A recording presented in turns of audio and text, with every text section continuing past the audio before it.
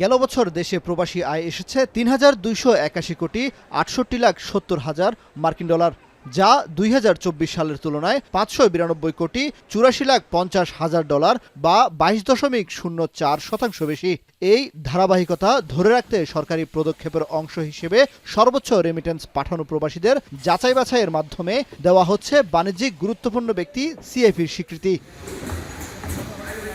২০২৬ সালের জন্য শিল্পক্ষেত্রে সরাসরি বিনিয়োগকারী, বৈধ চ্যানেলে সর্বাধিক বৈদেশিক মুদ্রা প্রেরণকারী ও বিদেশে বাংলাদেশি পণ্যের আমদানিকারক অনিবাসী বাংলাদেশি ৮৬ জনকে প্রবাসী সিআইপি নির্বাচিত করা হয়।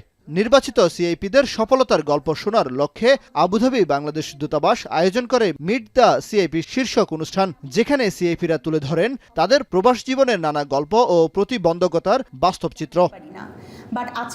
তবে স্বীকৃতি পাওয়া প্রবাসীদের অভিযোগ, রাষ্ট্র তাদের সম্মানিত করলেও সম্মাননা প্রদান প্রক্রিয়ায় তারা অসম্মানিত হন। দেশের বিভিন্ন সেক্টরে প্রবাসীদের হয়রানি ও লাঞ্ছনার বিষয় সহ ভিসা সংকট, মরদেহ পাঠানোর খরচ, পোস্টাল ব্যালট, এয়ারপোর্টে হয়রানির কথাও তুলে ধরেন তারা। এয়ারপোর্টের মধ্যে আমরা যখন আসা যাওয়া করি, আমাদের ফ্যামিলি নিয়ে আসা যাওয়া করতে পারি না। ইমিগ্রেশনের সবগুলো অফিসার পুরুষ, ওখানে কোনো আমাদের ফ্যামিলিকে এন্টারটেনমেন্ট করার জন্য কোনো মহিলা অ্যাসিস্ট্যান্ট নাই ওখানে। যাদের ভিসা এক্সপায়ার হয়ে গেছে তারা ভিসা অন্য কোম্পানিতে করতে পারতেছে না, কোম্পানি বন্ধ হয়ে গেছে, তারাও ট্রান্সফার হইতে পারতেছে না।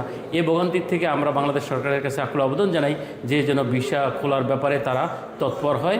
বৈধ পথে রেমিটেন্স পাঠাতে আরও সক্রিয় অবস্থান ও বর্তমান প্রেক্ষাপটে কমিউনিটি গঠনে সিআইপিদের ভূমিকা রাখার অনুরোধ জানান মিশন প্রধান। সিআইপিরা বিভিন্নভাবে বাংলাদেশের ইকোনমিতে ভূমিকা রাখছে এবং তাদেরকে যদি আমরা একটা প্ল্যাটফর্মে নিয়ে আসতে পারি এবং আমরা আমাদের আইডিয়া অনুযায়ী, আমাদের প্রায়োরিটি অনুযায়ী আমরা বিভিন্ন প্রজেক্ট ইনিশিয়েট করতে পারি এবং তাদের সহায়তায় আমরা সেটা চেষ্টা করি, তাহলে এটা একটা ভালো উদ্যোগ হবে।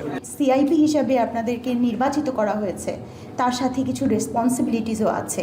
পরে রাষ্ট্রদূত সিআইপিদের হাতে ডক্টর মোহাম্মদ ইউনুসের 03 থিওরি সহ বিভিন্ন উপহার সামগ্রী তুলে দেন। অলসভাবে পড়ে থাকে কামরুল হাসান জনি, এখন।